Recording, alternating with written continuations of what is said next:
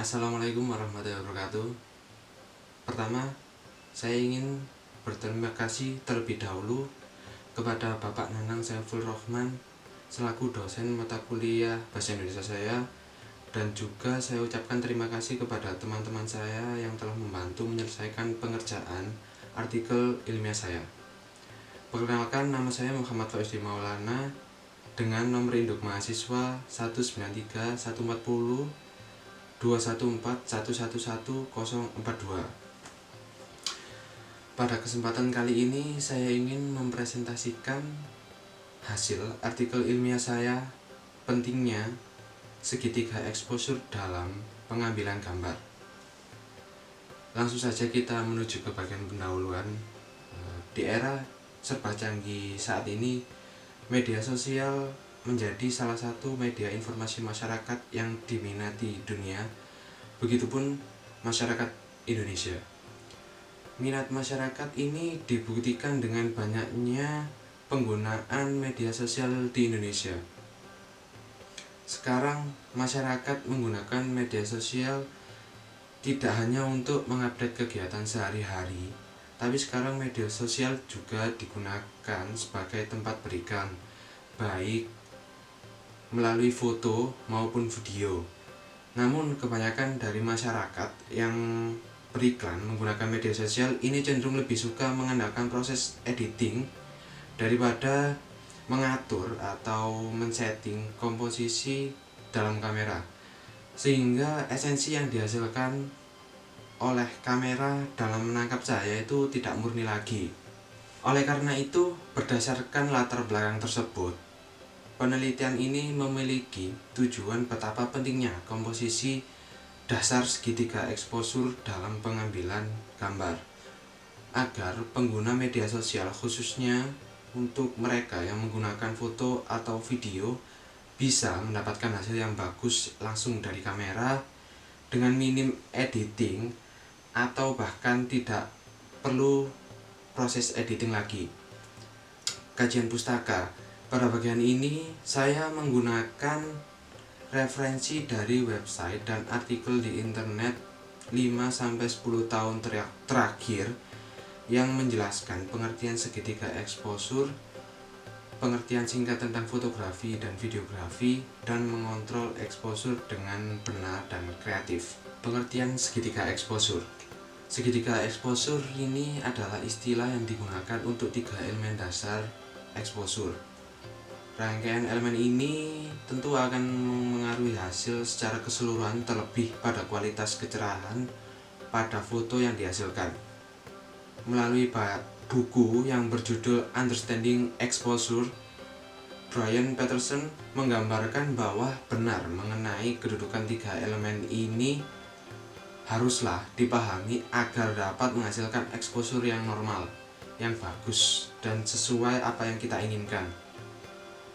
Terdapat 2 kriteria mengenai exposure yang dapat dikategorikan sebagai exposure tidak normal, ialah kondisi overexposure dan underexposure. Secara sederhana, overexposure ini dapat dikatakan apabila hasil foto atau subjek yang ditangkap lebih terang dari sebenarnya. Sebaliknya, kondisi underexposure adalah di mana hasil foto yang dihasilkan cenderung lebih gelap. Meski sebenarnya tidak ada ukuran tertentu mengenai benar atau salahnya dalam mengambil gambar untuk menentukan exposure yang mereka ambil, karena seluruhnya tergantung pada hasil foto apa yang diinginkan oleh seorang fotografer. Pengertian fotografi dan videografi. Pada dasarnya, fotografi adalah proses yang dilakukan untuk mengambil foto atau gambar dari suatu objek dengan merekam pantulan cahaya terhadap objek tersebut pada media yang peka terhadap cahaya. Terus videografi adalah media yang digunakan untuk merekam momen tertentu dengan cara merangkum pada sebuah sajian yang berisikan gambar dan suara. Selanjutnya, mengontrol exposure untuk mendapatkan exposure benar, dan kreatif. Pentingnya kegunaan exposure dalam hasil sebuah foto menggambarkan bahwa sejatinya penggunaan exposure tidaklah sekedar hanya penerapan sebuah exposure yang benar, tetapi juga diperlukan adanya bentuk kreativitas tiap fotografer dalam pengaturan ISO, aperatur, serta shutter speed yang tepat. Artikel ilmiah ini menggunakan metode penelitian kualitatif. Metode ini dirasa paling pantas untuk digunakan sebagai metode dalam penelitian ini, dikarenakan sifatnya yang lebih ditekankan pada aspek pemahaman secara mendalam mengenai suatu permasalahan. Sifat yang seperti ini dihasilkan atas sebuah penggunaan teknik analisis mendalam atau in-depth analysis, yaitu kajian mengenai suatu masalah secara khusus yang sesuai dengan kasus yang akan dikaji. Yaitu dilanjut pula dengan tujuan dari metode penelitian seperti ini adalah untuk menghasilkan sebuah bentuk pemahaman secara mendalam terhadap suatu permasalahan tertentu. Karena dirasa pantas dan sesuai dengan sifat dari metode penelitian kualitatif, maka penelitian ini juga dilakukan berdasarkan atas instrumen-instrumen tertentu untuk mencapai tujuan dari penelitian ini. Hasil metode penelitian fakta yang terdapat di lapangan, khususnya mengenai perilaku masyarakat yang gemar mengabadikan sebuah foto tanpa mempertimbangkan penggunaan segitiga exposure sebagai rangkaian elemen terpenting untuk pengambilan gambar yang sempurna. Yang menjadi masalah adalah segitiga exposure ini haruslah dipahami oleh seorang awam yang ingin mendapatkan hasil foto yang bagus. Oleh karenanya, dalam penelitian ini juga dijelaskan secara rinci dan dengan bahasa yang mudah dipahami sekalipun oleh orang baru yang ingin mempelajari mengenai penggunaan segitiga exposure ini.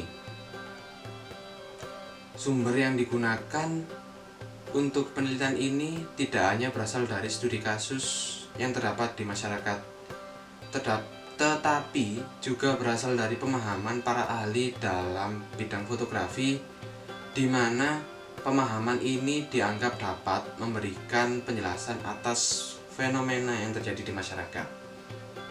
Dalam bidang fotografi, ada 3 hal penting yang harus selalu ada untuk mendapatkan suatu karya foto, yaitu media rekam, media penyimpan, dan cahaya. Media rekam di sini adalah kamera, media penyimpannya adalah memory card. Akan tetapi aspek yang terpenting dalam fotografi adalah cahaya. Bila tidak ada cahaya, karya fotografi tidak akan terbentuk. Sesedikit apapun keberadaan cahaya dalam proses pembuatan karya fotografi pasti bisa menghasilkan karya fotografi. Terus bagaimana seorang fotografer bisa menentukan seberapa banyak cahaya yang dibutuhkan dalam suatu proses pemotretan, atau bagaimana dapat memotret dengan kondisi pencahayaan yang seadanya sehingga bisa menghasilkan karya foto dengan pencahayaan yang sesuai. Jurnal ini akan membahas tentang teknik dasar fotografi, yaitu berkaitan dengan fitur-fitur penting yang biasanya selalu terdapat dalam sebuah kamera, yaitu aperatur atau bukaan lensa, shutter speed atau kecepatan tirai rana, dan pengaturan ISO atau kepekaan sebuah film. Aperatur adalah bagian dari lensa yang merupakan bagian masuknya cahaya menuju kamera. Biasa dilambangkan dengan huruf F di depannya. Pada bagian ini akan diatur seberapa besar atau seberapa banyak jumlah cahaya yang masuk ke dalam kamera. Semakin besar ukuran aparatur, maka semakin kecil juga lubang diafragma dan semakin dikit menerima cahaya. Dan sebaliknya, jika ukuran aparatur ini semakin kecil, maka semakin besar pula ukuran lubang diafragma dan semakin banyak cahaya yang masuk ke dalam kamera. Pada aparatur ini juga terdapat fungsi untuk mengatur depth of field atau ruang tajam, yaitu di mana dengan pengaturan aparatur seorang fotografer bisa mengatur seberapa banyak bidang hasil foto dapat terlihat fokus dan tajam. Telah saya sebutkan tadi bahwa semakin lebar ukuran lubang aparatur, semakin banyak jumlah cahaya yang masuk ke kamera. Oleh karena itu, dalam ruang tajam atau depth of field, makin kecil lubang aparatur, makin dalam juga ruang atau bidang yang ditampakkan tajam dalam hasil foto yang terekam oleh kamera. Teknik fotografi yang berkaitan dengan depth of field adalah long depth of field, yaitu teknik yang memakai bukaan lensa yang relatif kecil, yaitu dengan angka f yang besar, dengan hasil yang menampilkan hasil foto yang relatif tajam baik dari latar belakang objek maupun objek utama serta objek sekitarnya, serta dipakai untuk fotografi arsitektur, foto interior, atau pemandangan alam. Ini adalah contoh dari teknik fotografi depth of field. Teknik berikutnya adalah short depth of field, yaitu teknik yang memakai bukaan aparatur dengan posisi yang relatif lebar dengan angka f yang kecil, dengan hasil foto di mana ada sebagian objek yang tampak fokus, namun latar belakang atau latar depannya blur atau tidak terlalu fokus. Foto ini bisa mengisolasi objek yang mau dijadikan titik fokus utama, atau juga untuk menyamarkan bagian-bagian yang tidak penting atau mengganggu dalam tingkah foto. Biasanya ada dalam fotografi makanan, fotografi model, fotografi makro. Contohnya seperti ini.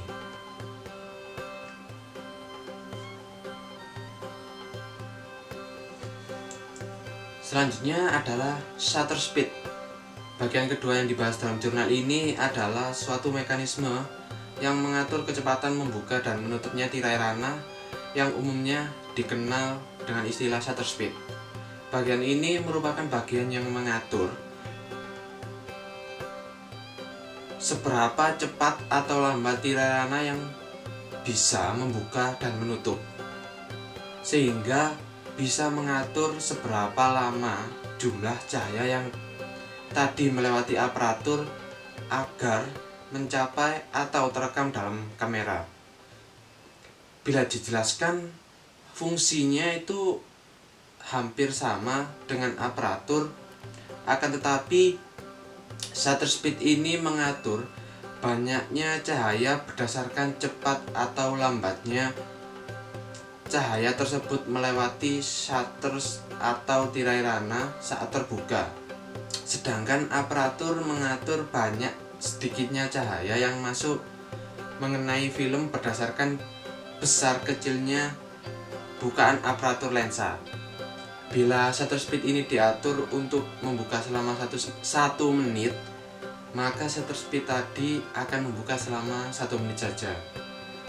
Dan selama itu cahaya akan menerangi film dan terekam sampai saat shutter speed tertutup kembali. Teknik fotografi yang berkaitan dengan shutter speed adalah light trail.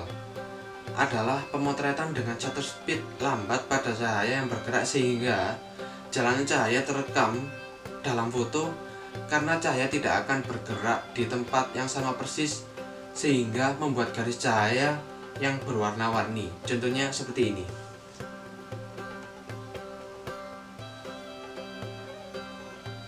Oke, selanjutnya adalah teknik freezing. Adalah teknik pada sebuah objek yang sedang bergerak, misalnya air, terus orang yang sedang berolahraga, terus orang yang sedang berkendara di jalan raya, dengan seolah-olah kita dapat menghentikan objek yang sedang bergerak tersebut dengan men-setting shutter speed cepat. Contohnya seperti ini.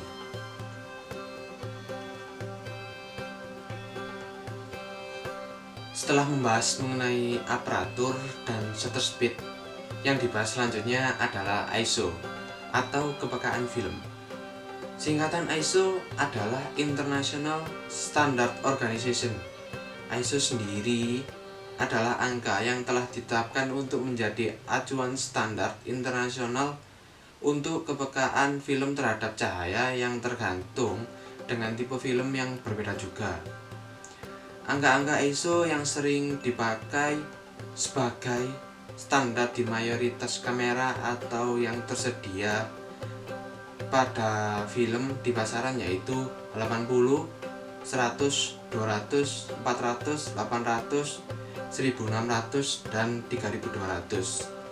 Namun sekarang banyak kamera yang sudah di-upgrade dengan ISO bisa mencapai 6400 bahkan 12800. Angka-angka ini makin besar angkanya, makin sensitif pula terhadap cahaya, sehingga makin besar ISO, makin sedikit pula cahaya yang dibutuhkan dalam pemotretan dibanding dengan kondisi yang sama dengan ISO yang lebih rendah. Efek dari ISO ini terhadap hasil karya fotografi sering disebut dengan istilah grain, seperti bintik-bintik pada karya foto seperti ini, sehingga tampilan foto menjadi lebih kasar dibanding dengan memakai ISO lebih rendah yang membutuhkan cahaya lebih banyak saat pemotretan. Setelah membahas dan pelajari tadi tentang aparatur, shutter speed, dan ISO, kesimpulannya adalah saat ini banyak kamera yang bisa dioperasikan dengan cepat dan mudah, sehingga banyak yang bisa menjadi fotografer tanpa menguasai teknik dasar fotografi. Akan tetapi akan lebih baik jika fotografer mau memahami teknik yang menjadi dasar dalam bidang fotografi tadi. Karena jika kita mampu memahami 3 elemen dasar dalam fotografi tadi, kita bisa men-setting dan mendapatkan foto yang kita inginkan dengan sempurna. Terus dengan mempelajari teknik ini, diharapkan fotografer bisa memaksimalkan fitur di semua jenis kamera untuk mendapatkan teknik dasar pemotretan. Dengan demikian, fotografer bisa mengatasi semua kondisi di lapangan saat hendak mengambil foto dan sekaligus bisa menemukan cara untuk mengatasi semua keterbatasan kondisi, terutama mengenai cahaya dan objek yang bergerak di lapangan. Dengan mempelajari aparatur, shutter speed, dan ISO dalam kamera, semua orang pasti bisa menemukan posisi exposure yang normal dan bagus, serta bisa menerapkan teknik long depth of field dan short depth of field yang diatur oleh besarnya bukan aparatur. Selain itu, serta dapat menggunakan teknik freeze dan light trail yang dihasilkan dari pengaturan shutter speed kamera. Dengan demikian bisa selalu menghasilkan foto yang normal dan pas dalam pencahayaan dengan mengandalkan light meter kamera. Ketiga aspek dasar yang tadi saya sebutkan, semua kondisi pencahayaan dan gerak objek di lapangan tanpa harus mengalami kegagalan atau memakai sistem coba-coba. Sekian presentasi dari artikel ilmiah saya. Terima kasih. Wassalamualaikum warahmatullahi wabarakatuh.